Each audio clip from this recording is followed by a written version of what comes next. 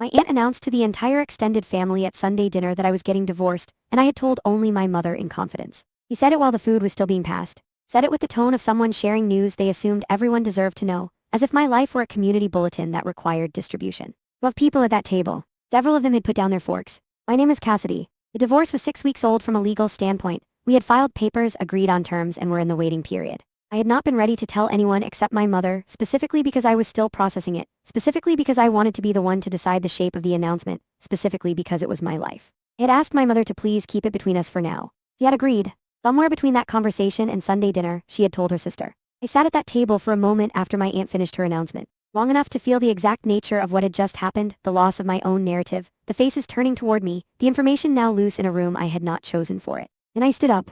Not dramatically. I did not raise my voice. I put my napkin on the table, stood up and looked at the room and said, going forward, any updates about my life will come from me on my own timeline. I said it clearly. Then I looked directly at my aunt and said, if I hear that information about me has been shared publicly without my permission again, I will respond in kind with the same energy. I did not define what that meant. I did not need to. The implication was sufficient.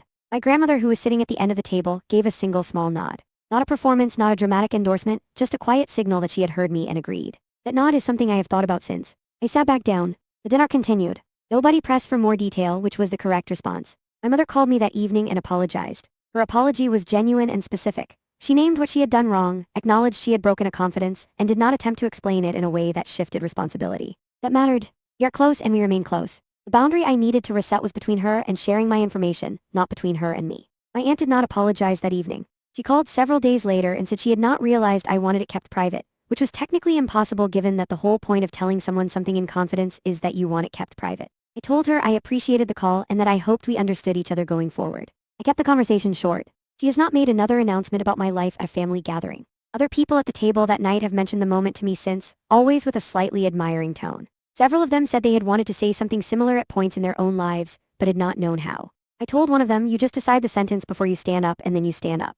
The divorce was finalized 4 months later. I told the family myself in my own time, in a message I wrote carefully and sent to the people I chose. No table, no passing food, no faces I had not prepared for. Just my words, my timing, my terms. That is all I ever wanted. To be the author of my own story, at least when it comes to the chapters that belong to me.